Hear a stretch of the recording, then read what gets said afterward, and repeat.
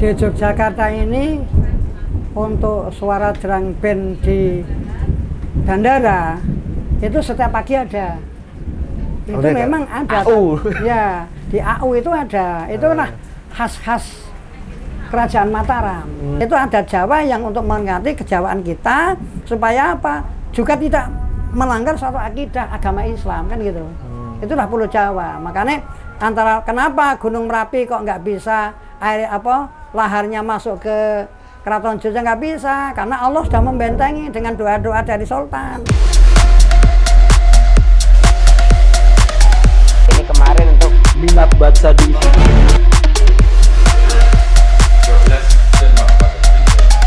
kalau ditanya sama Bapak.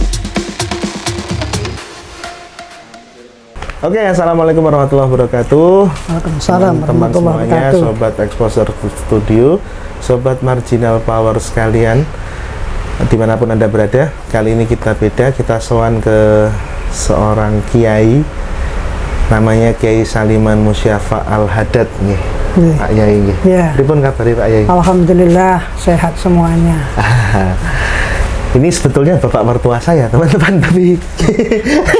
tapi ini sebagai apa namanya narasumber saya panggil Mbah mawon gitu. Lebih leluasa. Nggih. Enak. Nggih, sebab membahasake jamaah yang lain. Oke, Mbah Saliman, ini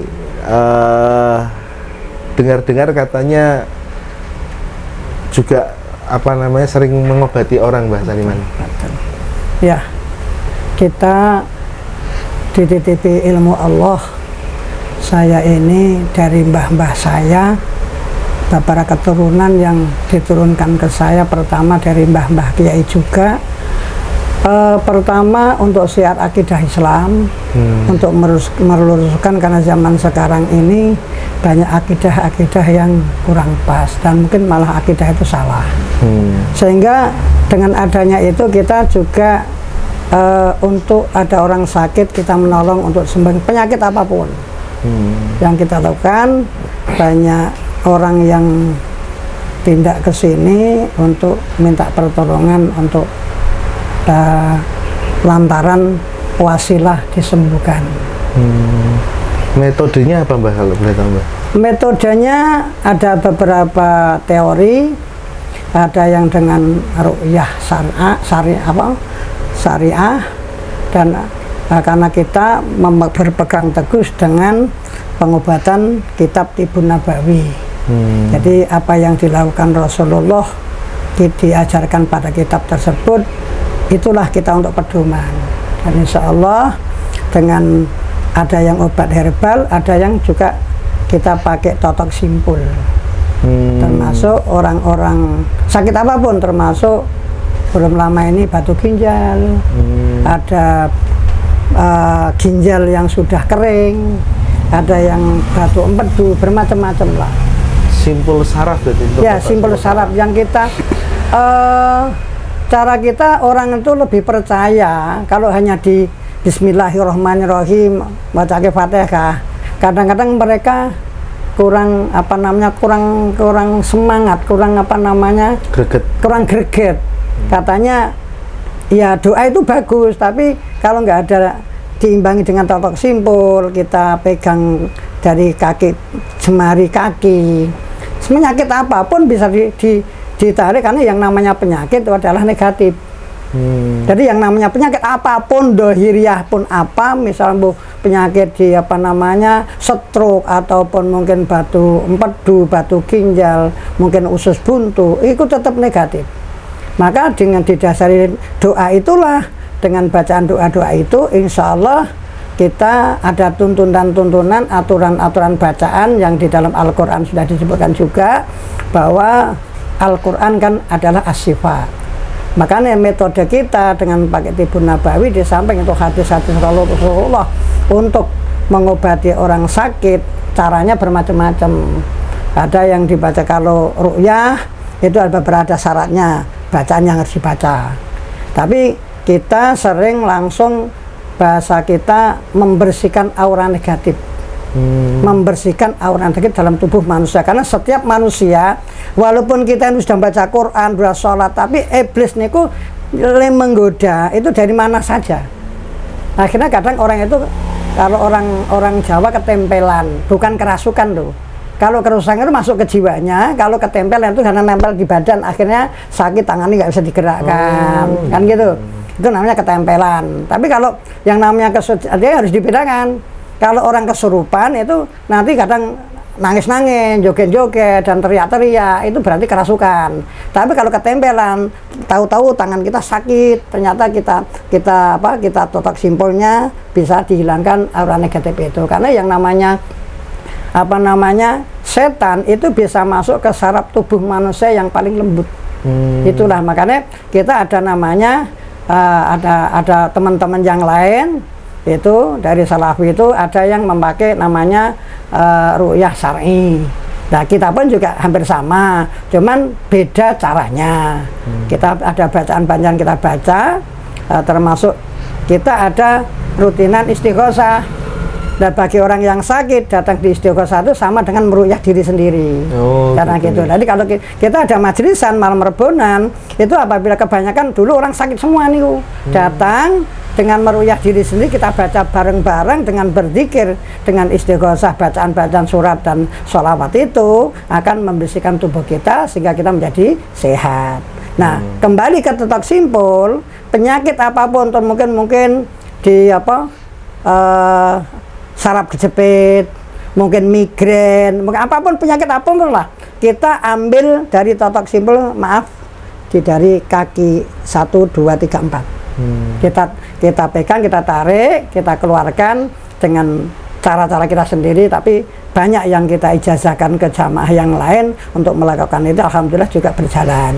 Tadi kita kalau mengobati orang sakit seperti itu, kita totok simpul, dan dimanapun yang badan itu merasa sakit, kita nanti kita pegang, ada totok simpul pakai jemari 2, atau mungkin pakai sikut kita.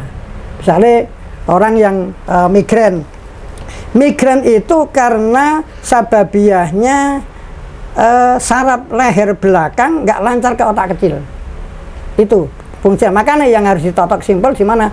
Di pundak kita. Di pundak kita ini kanan kiri nanti sudah dikendorkan, itu insya Allah penyakit itu Allah akan meridhoi dan akan insya Allah diijabah oleh Allah Subhanahu wa Ta'ala, dengan intinya diimbangi dengan amal ibadah, berzikir kita, bersalawat kita kepada Rasulullah, sehingga kita akan disafaati dan akan dikei rahmat oleh Allah Subhanahu wa Ta'ala.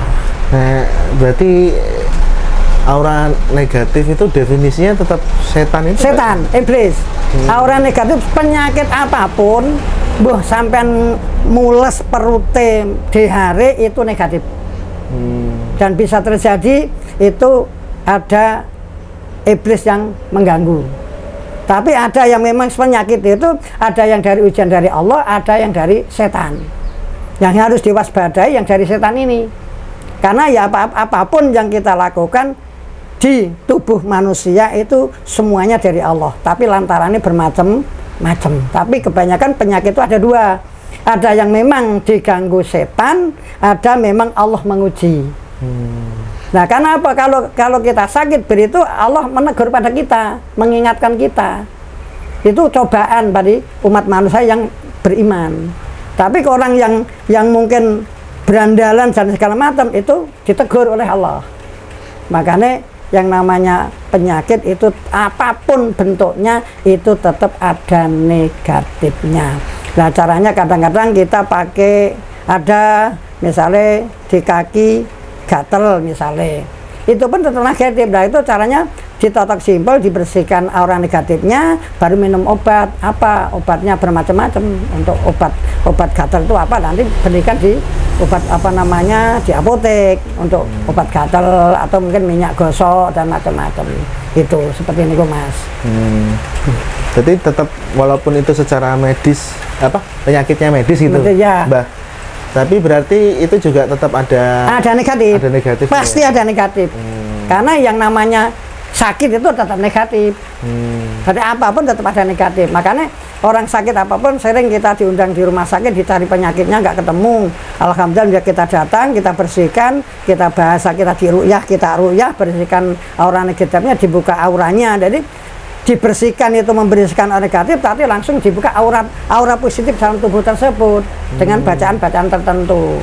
Karena yang namanya penyakit apapun, termasuk stroke apapun, kemarin ada orang stroke mau jalan aja nggak bisa masuk ke sini. Akhirnya kita totok simpul, kita bersihkan langsung dibersihkan aura negatifnya dengan cara ruqyah, dengan cara totok simpul, dengan dibersihkan, dibuang penyakitnya dengan izin Allah, minta ridho Allah Subhanahu wa taala, alhamdulillah sembuh. Gitu. Kalau itu Mbah pernah menangani yang memang secara medis enggak ada gitu kan? Ya. Tapi kenyataannya dia sakit gitu. Ya. Nah, contoh begini, orang sakit boyok itu kan penyakit asli nih. Oke, betul. Nah, itu bisa ditotok simpul. Contoh misalnya orang punya sakit gula. Sakit gula itu kan juga murni. Bukan tetap totok simpul bisa. Alhamdulillah ini saya udah nangani baru-baru ini ibu-ibu beberapa kali ke sini, 3 kali kita sembuhkan dari gula yang 350. 2 minggu berikutnya saya totok simpul. Alhamdulillah dengan kita ruqyah dengan totokan ruqyah itu sekarang hanya 160 gulanya. Turunnya drastis sekali. Ya, lalu dari ginjalnya itu kudune kreatin apa-apanya itu 2 menjadi hanya 0,1.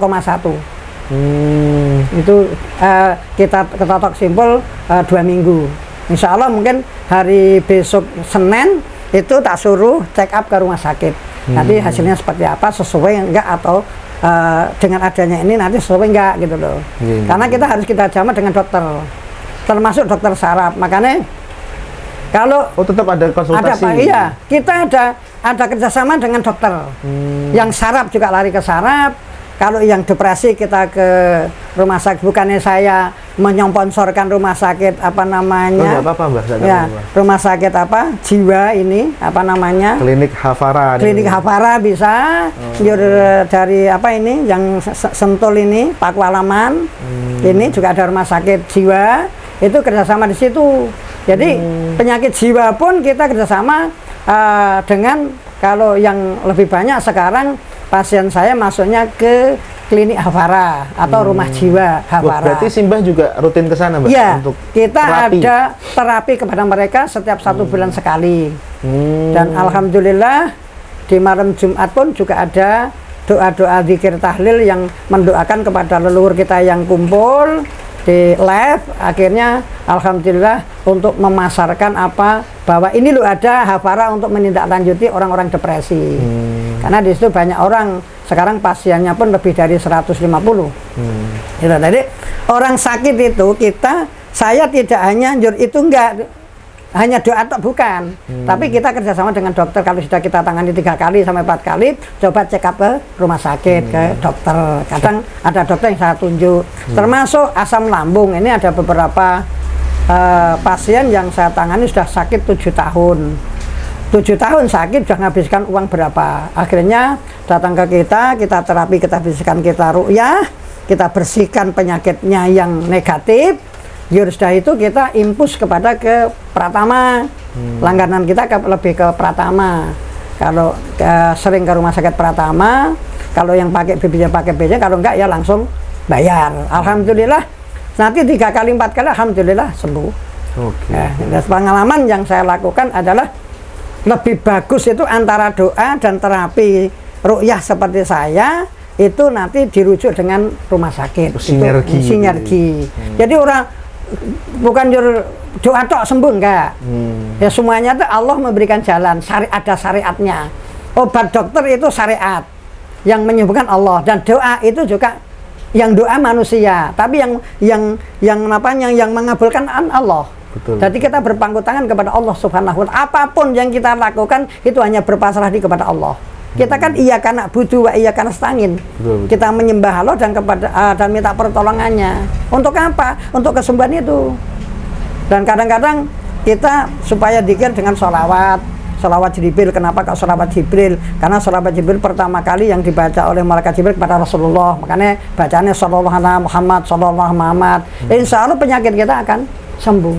Betul. Bicara masalah depresi, Mbak. Depresi itu kan ada yang murni kejiwaan, ada karena masalah tertentu, pikiran. Ada juga yang karena memang kerasukan. Nah itu cara membedakannya gimana sih, Mbak? Biar yang sederhana aja, biar orang awam tahu gitu. Ya.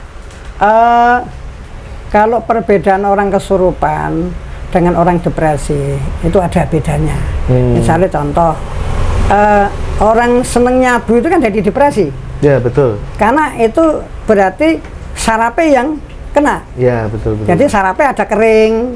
Itu orang yang depresi biasa ya. Jadi kejiwaan bukan kesurupan. Kalau kesurupan itu orangnya mesti ngamuk dan teriak-teriak. Oh gitu. Bedanya situ. Dan kadang ada emosional gitu. Emosional tinggi. Marah-marah itu tandanya itu orang kerasukan. Pertama marah-marah tanpa kontrol ucapan. Jadi yang kedua nggak mau ditemui orang biasanya. Jadi murung. Tapi kadang-kadang justru sebaliknya juga bisa. Tapi kalau yang namanya depresi kejiwaan karena dari pikiran, karena penyakit itu sumbernya kan dari pikiran, dari perut. Penyakit apapun orang depresi itu sumbernya dari perut. Orang asam lambung itu bisa karena pikiran tinggi. Lah orang yang pikiran tinggi itu bisa depresi. Makanya kita disarankan Rasulullah, jadilah orang itu yang seneng gembira, jangan susah. Kalau susah itu akan menjadi kita depresi. Dan setiap kebanyakan yang depresi itu perempuan. Kebanyakan karena apa? Asam lambung yang terjadi adalah ke perempuan. Kalau laki-laki itu kan depresi susah, kecuali kebanyakan depresi ini putus cinta. Itu laki-laki kebanyakan karena ada yang kita tangani karena gara-gara putus cinta akhirnya nyabu. Jadi situlah sarafnya jadi keneng. Akhirnya kita ya harus berkaitan dengan rumah sakit, obat pakai tenenang dan segala macam. Nah, kalau kesurupan itu lebih ke emosional. Yang kedua itu biasanya ngomong sesuai karo kemarahan dia. Contoh, sing kudune nggak pantas diucapkan. Mungkin kadang-kadang dinasihati orang tua malah semakin membalik marah-marah. Itu bisa terjadi kesurupan. Nah, contoh seperti di orang-orang yang kesurupan yang saya tangani, seperti Pondok Al-Madani itu kan anak perempuan sering do kesini. Itu ya kesurupan murni itu do joget-joget, ada yang nangis, ada yang gitu. Tapi nanti sudah kita datang ke sini, sudah kita seru duduk, teriak sendiri udah sembuh. Tapi kalau susah dikeluarkan, ya di kakinya dipencet, diambil. Yang namanya orang kesurupan dipencet kaki ini dari driji yang paling kelingking ini, nanti teriak lepas dengan doa. Insya Allah seperti ini. Jadi ada perbedaannya. Orang yang sakit kejiwaan itu karena berpikirnya terlalu keras, makanya yang namanya orang yang berpikir itu mesti kebanyakan depresi. Contoh, orang gila itu nggak pernah masuk angin. Betul, Pak. Kenapa? Karena dia tidak pernah berpikir. Nah kalau kita bisa mengikuti seperti orang edan, nggak ada penyakit. Iya, benar nggak? Los gitu ya pikirannya. Kita los. Makanya kita sebetulnya kan kita ini orang mukmin diberi tuntunan supaya tidak depresi apa? Tombok hati 5 perkara itu dijalani. Ya tak? Pertama maca Quran, yang kedua sholat malam, kumpul kepada orang-orang soleh, mungkin kumpul seperti ini. Dianggap aja, kalau saya dianggap Mbah Kiai ya sudah, kayak kita ngobrol bersama. Nanti ada wedang ya wedangan, kalau enggak beli kan gitu. Ya dah. Yang kedua, aku kita berpuasa. Kalau kita melatih berpuasa Senin Kemis kemarin, insya Allah badan kita sehat. Karena penyakit itu dari perut. Orang depresi itu juga dari perut. Karena berpikir keras ada di asam lambung. Jadilah depresi.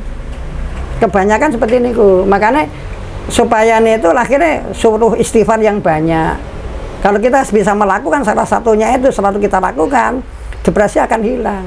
Termasuk rezeki pun akan didatangkan oleh Allah lebih banyak. Kan gitu. Jadi seperti itu tadi perbedaannya. Kalau orang kesurupan, itu contoh kayak karena ini pas kebetulan SMK 4 itu sering kesurupan, ya seperti itu, juga teriak-teriak. Tapi kalau orang depresi nggak begitu. Kalau sebagai kejiwaan, mungkin karena mengharapkan sesuatu nggak nyampe kesampaian, akhirnya dia depresi. Itu beda. Penanganan juga beda. Penanganan juga beda. Itu dengan hati yang kita dekati, dengan hati yang halus, pembicaraan yang halus, diarahkan, diberikan kesibukan, insya Allah cepat sembuh. Tapi juga obat harus diminum, karena kita kerjasama dengan obat-obat termasuk kayak rumah sakit Purinirmala itu, atau nanti diberi obat dari Purinirmala. Nanti kalau misalnya harus di opname, ya di opname. Itu yang orang depresi murni.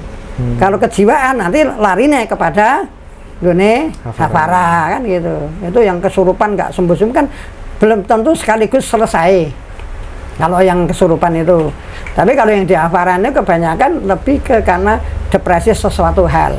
Jadi istilah wong Jawa kebanyakan kena kagul, ditinggal bojone lari, akhirnya depresi karena karena kuncinya dari pikiran. Kalau pikiran kita ini senang, untuk selalu untuk rukun dengan keluarga semuanya. Lah susah itu pengen rukun gitu loh. Kebanyakan kan yang depresi itu kadang sekolah mogol, kadang orang permasalahan dalam rumah tangga, akhirnya perempuan depresi kan gitu.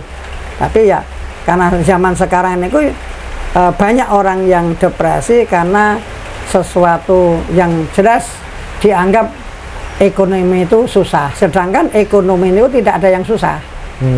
Hanya kalau kita berpasrah diri kepada Allah Subhanahu wa Ta'ala, Allah akan memberi. Setiap manusia yang masih punya nyawa itu masih diberi rezeki oleh Allah. Tapi makanya orang yang pengen kehidupannya senang, karena senang itu dapat pahala. Tapi kalau susah dapat dosa. Berarti tergantung penyikapannya. Bagaimana kita mensikapi hidup ini. Karena orang depresi itu karena satu tidak pernah konsultasi kepada ulama. Itu aja. Tapi kalau gelem kita kumpul ulama, kajian ikut bersama, zikir bersama, konsultasi, insya Allah selamat dunia akhirat. Karena ulama warasatul anbiya. Ulama itu pewaris Nabi. Ulama itu pewaris Nabi. Bukan anak turunnya saja yang pewaris Nabi ini. Ulama pewaris Nabi, apalagi syaratnya kita ilmuwan kita yang saya bawa, insya Allah kitab Tibbun Nabawi itu dikarang oleh orang-orang yang luar biasa.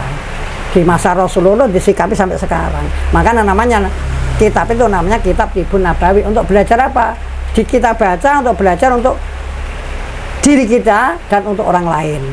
Untuk apa? Untuk mengobati, untuk nasihati. Kan kitab itu isinya bermacam-macam. Betul. Bermacam tuntunan kehidupan manusia di muka bumi ini. Untuk beribadah ataupun untuk apapun lah.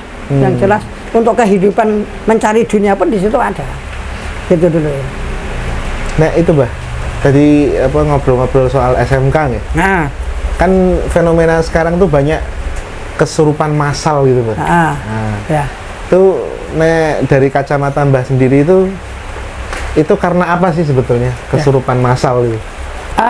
Kesurupan massal, contoh pertama saya contohkan karena saya nangani langsung di SMSR. Di saat itu ada beberapa anak dari OSIS datang ke sini, ternyata ada 40 orang kesurupan di waktu malam. Ternyata saya cek terus itu banyak negatif tempat itu. Jadi bahasa saya sekolahan itu rawan gaib untuk yang jahat. Karena apa Mbah? Atau karena memang malamnya memang kosong itu atau gimana? Enggak, karena di situ banyak kuburan. Kalau kuburan itu kan banyak negatif. Dulu bekas kuburan. Nah, kalau alhamdulillah di saat SMSR itu saya bersihkan, alhamdulillah sampai sekarang nggak pernah ada yang kesurupan sampai sekarang. Dari perjalanan anak saya yang terakhir itu sampai sekarang juga nggak pernah ada laporan apapun ke saya. Karena alhamdulillah kita bersihkan. Nah, di SMK 4 ini yang namanya Pak Eko sama Pak Bowo ini pas di saat ada kesurupan massal, saya pas ada acara ngobati orang di Jakarta. Ada acara pengajian di Jakarta. Yang kedua pas ada acara di Nguntilan. Yang ketiga saya pas mujahadah di Palbapang. Nah sampai sekarang belum pernah masuk ke SMK 4. Sebetulnya SMK 4 itu kalau pengen menjadikan bersih tempatnya, ya dari pihak sekolahan diadakan mujahadah di situ, zikir bersama dan untuk dibersihkan. Insya Allah nggak akan terjadi. Karena sekolah di Jogja itu rata-rata memang kebanyakan angker ada yang angker. Jadi orang Jawa nembung angker karena apa? Di Yogyakarta ini kan Keraton Mataram. Nah Keraton Mataram itu lebih cenderung ke antara adat Jawa kental. Yang ketiga Yogyakarta ini kan perjalanan antara pantai selatan dengan Gunung Merapi kan bersatu.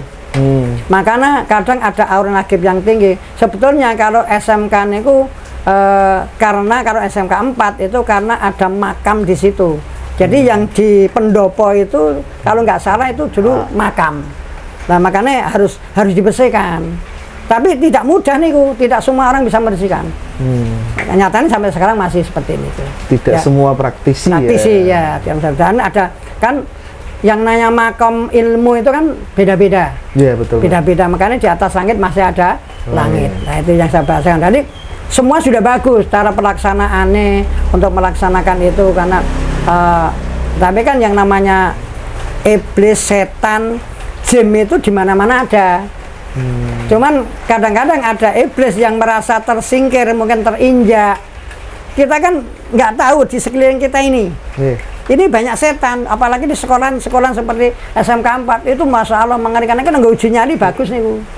Oke. Kapan-kapan kita uji nyali di sana bagus di SMK. Banyak anak PKL di sini. Ya itu ada SMK 4 nggak uji nyali bagus yang di Penopo atau di tempat olahraga itu. Karena semua ruangan yang ada di SMK 4 karena sempat Pak Eko dulu pernah membicarakan itu, saya sampaikan juga. Tapi kalau nggak ada yang sudah kecuali ya sudah. Yang penting ya itu tadi intinya kita kembali kepada Allah Subhanahu wa taala. Kembali kepada Allah Subhanahu wa taala, kepada iyyaka na'budu wa iyyaka nasta'in. Karena jin dan manusia diciptakan Allah untuk menyembah kita, Allah Subhanahu wa taala. Jadi wa ma khalaqtul jinna wal insa illa liya'budun. Jadi jin dan manusia diciptakan Allah untuk beribadah kepada Allah Subhanahu wa taala. Makanya sing menungso niku minal jinnati wan nas ngeten. Anas niku kan min syarril waswasil khannas alladzi yuwaswisu dinas minal jinnati wan, yang bisa membisiki kejelekan itu jin dan manusia. Makanya ayat itu kalau semakin kita baca untuk membersihkan tubuh kita nggak akan terganggu. Walaupun banyak. Berarti ada setan berwujud manusia. Iya, yang paling susah ki setan kepala hitam dan makan nasi. Itu susah diatasi. Karena apa? Di zaman sekarang ini banyak orang yang jadi setan. Setan sunan duniawi itu kebanyakan memburu duniawi. Bahkan di kalangan agamawan juga ada ya? Banyak. Sukarno banyak ulama-ulama proposal banyak. Tapi ya itu hak mereka masing-masing. Yang jelas kalau berguru kepada orang yang alim, yang notabene ini berdakwah dengan ikhlas lillahi ta'ala. Jangan membawa aku kiai. Kebanyakan membawa kiai akhirnya jaluk-jaluk. Ada nggak? Banyak. Ngati-ngati. Karena Rasulullah mengajarkan kepada kita tangan di atas lebih baik daripada tangan di bawah. Lah kalau kita ngajarkan orang kita minta, berarti Rasulullah tidak mengajarkan minta. Di Al-Quran itu tidak ada yang suruh minta. Kalau minta kepada Allah Subhanahu wa taala. Sekarang itu banyak orang yang sombong kok, merasa pinter, tapi salah. Gitu. Yang sombong itu, yang berasa sombong itu Allah, bukan manusia. Wah, ini sedikit pribadi, Mbah. Itu ngobrol masalah itu tadi tuh, tentang kesederhanaan dan segala macam. Kan Mbah ini banyak tamu ya, maksudnya dari luar kota juga banyak gitu loh. Ya luar Jawa juga. Tapi selama saya jadi menantu jenengan, ini kan ini agak-agak pribadi. Selama saya jadi menantu jenengan, mobil jenengan juga nggak pernah ganti, masih mobil tua, rumah juga nggak pernah diluaskan gitu.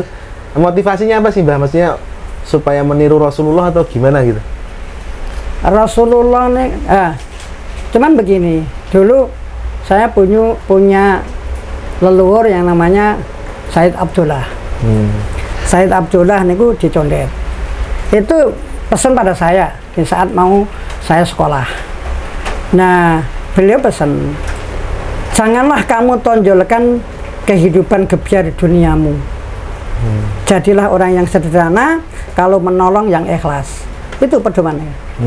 Jadi sebetulnya bukan masalah bisa beli atau tidak, tapi Rasulullah pun mengajarkan sekesederhanaan hidup.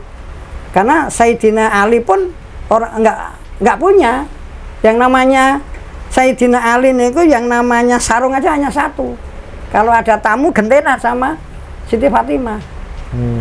Lalu kalau kita, yuk sebetulnya Kiai itu kaya boleh, tapi bukan jur saya kok akan menonjolkan kehidupan itu namanya sombong. Berarti itu lebih ke pilihan hidup nih? Iya, pilihan hidup. Itu pengaruh nggak Pak? Keikhlasan dengan kesembuhan, maksudnya? Iya. Kekeramatannya lebih tinggi. Bahasa saya kekeramatannya lebih tinggi. Jadi begini, kesederhanaan seorang ulama itu paling penting adalah satu, lembah mana. Itu pertama. Yang kedua, ikhlas. Makanya tujuan hidup itu kan begini, ikhlas, sabar, jujur, tobat. Itulah kehidupan. Kalau kita mengsederhanakan diri, bukan kok nggak mau, kita butuh, duniawi itu butuh, tapi bukan segalanya. Dunia itu bukan segalanya, dunia itu hanya syariat. Gitu. Dan jenengan tahu ke saya, pernahkah saya misalnya orang datang ke sini, dia tanya, pernah kemana yang tanya, Mbah, biayanya itu berapa ini sekian kali? Mahal, saya bilang. Bawa aqua sama garam. Bukan kok garamnya tinggu masak, enggak. Yang gue membersihkan, yang gue apapun. Karena garam itu luar biasa untuk membersihkan aura yang negatif. Nah, garam, Rasulullah dulu pakai garam dan pakai air putih. Itulah kehidupan.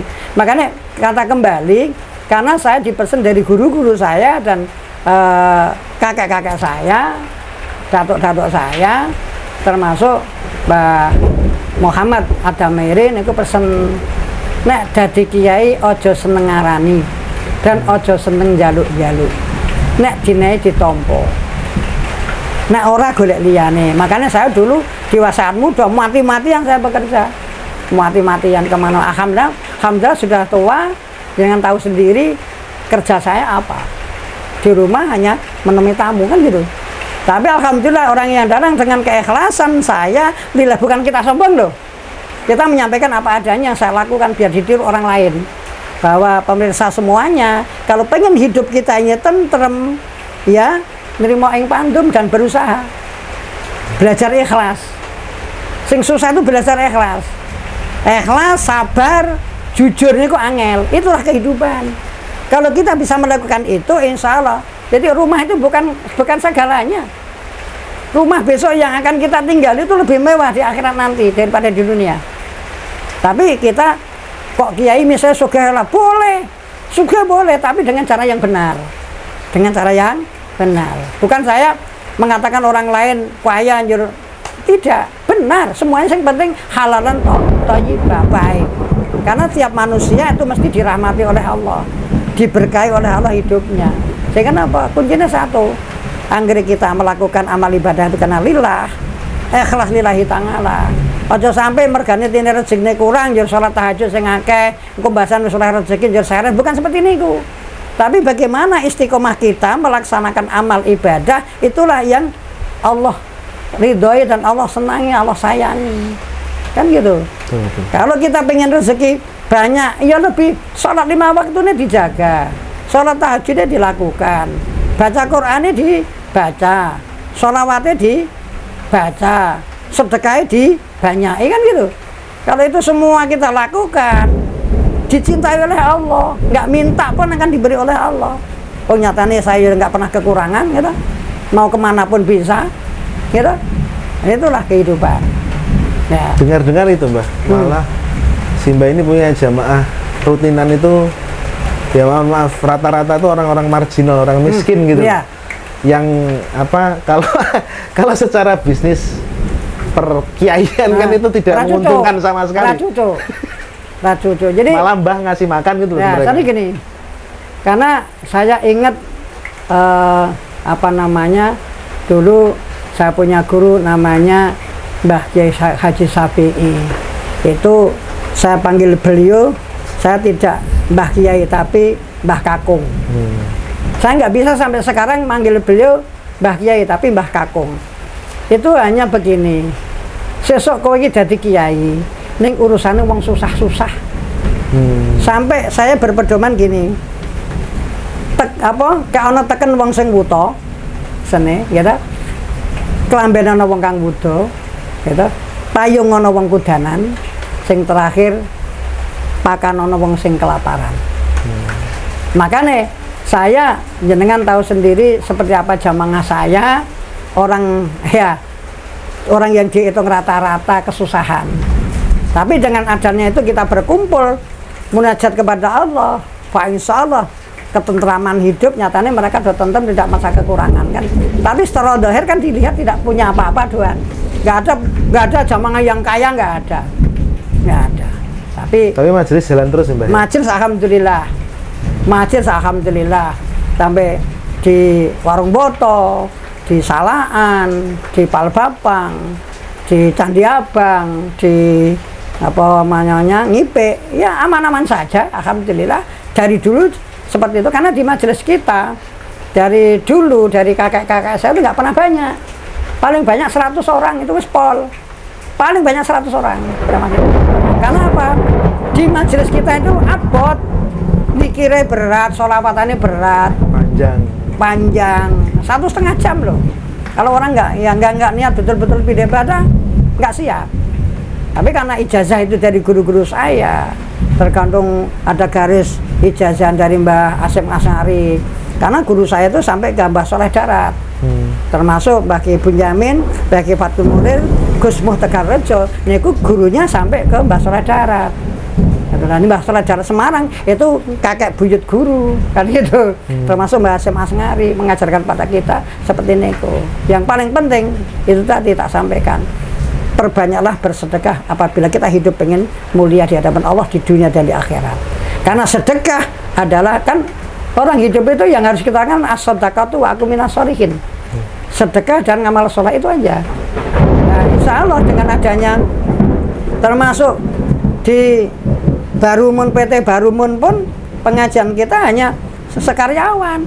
Tapi alhamdulillah rutin istiqomah ya di PT Barumun, alhamdulillah berkah lancar semuanya kan gitu lah. Di majelis alhamdulillah rutinan banyak, sampai 15 hari itu rutinan, hanya tinggal 15 hari sing tunggu kehidupan. Tapi alhamdulillah seperti ini, nggak pernah yang penting kita menyesali kehidupan seperti enggak, justru kita bangga. Saya senang dititipi ilmu oleh Allah dan bisa menolong orang lain, itu yang penting. Kalau nggak punya beras pun tak kasih. Bahkan tuntunannya Mbah Sunan Bonang juga begitu. Mbah Sunan Bonang itu luar biasa, seorang sunan yang ke masyarakat apa namanya wong Jawa telusupan, tekan ngendinding, golek wong sing blusukan, yang sing duwe ngasih makan, hikayahkan seperti itu. Kan seperti itu. Makanya seperti apa Mbah Ki Ageng Wonokesongko itu kenapa hidup di tengah hutan?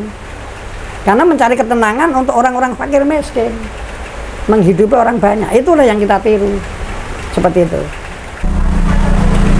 Kalau itu Mbah, sebetulnya mitos-mitos yang ada di Jawa ini, menurut kacamata jenengan pripun itu benar-benar terjadi nama pripun? Misalnya waktu hujan kayak gini, malam-malam ada suara drum band, gamelan, ngaten pripun Mbah? Ya, kalau di Yogyakarta ini untuk suara drum band di bandara itu setiap pagi ada. Itu memang ada. AU. Ya, di AU itu ada. Itu lah khas-khas Kerajaan Mataram.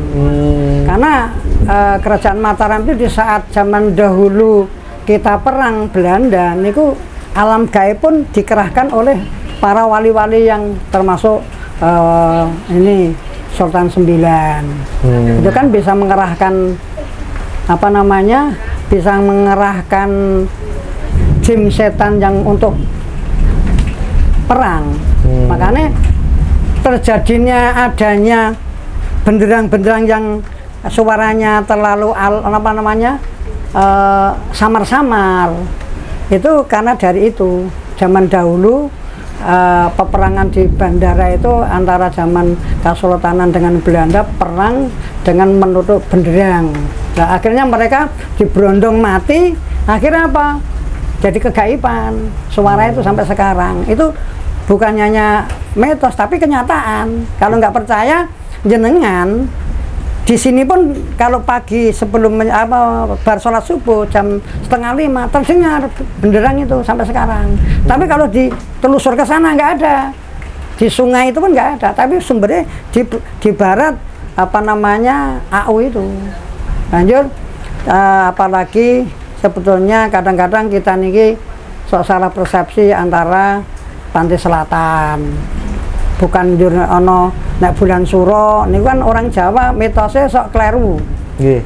Mitosnya kenapa kok darawani apa namanya supitan mantenan kaitane engko nyanyi Nyai Roro Kidul, bukan seperti niku. Karena di Jawa ini memang betul di zaman awal Mbah Syekh Subakir ya itu disuruh sama Raja Sulaiman pertama Turki suruh mengembangkan Islam di Pulau Jawa. Sing diutus Mbah Syekh Subakir untuk membersihkan apa? Kalau senggi itu namanya jim dan tetean dan segala macam.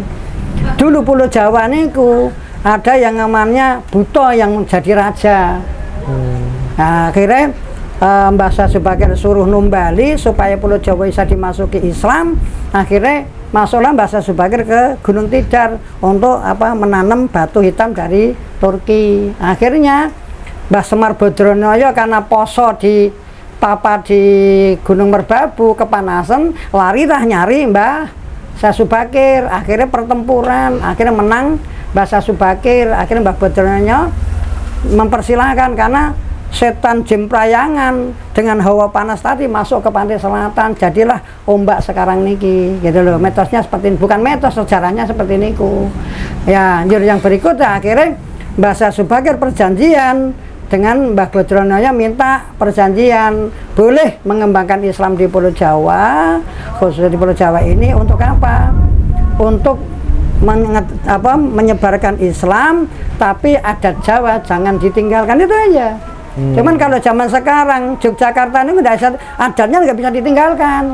Makanya di Gunung Kidul, di lain sebagainya, di Yogyakarta bergodo, itu kan memperingati keraton, bukan keislaman itu, tapi boleh. Itu ada Jawa yang tidak boleh ditinggalkan. Ada Bergoro Mubeng kan gitu, sekarang banyak di situ di Yogyakarta ini, atau Rasulan di Wonosari atau di mana-mana itu kan ada yang nama Rasulan. Itu ada Jawa yang untuk mengganti kejawaan kita supaya apa? Juga tidak melanggar suatu akidah agama Islam kan gitu. Itulah Pulau Jawa. Makanya antara kenapa Gunung Merapi kok nggak bisa air laharnya masuk ke Keraton Jogja, nggak bisa, karena Allah sudah membentengi dengan doa-doa dari Sultan. Karena Sultan zaman dulu juga sakti-sakti, tidak kalah pentingnya orang-orang yang pintar yang lainnya. Sakti-sakti Raja Mataram itu sampai sekarang kehidupan keturunan pun sakti, ya enggak?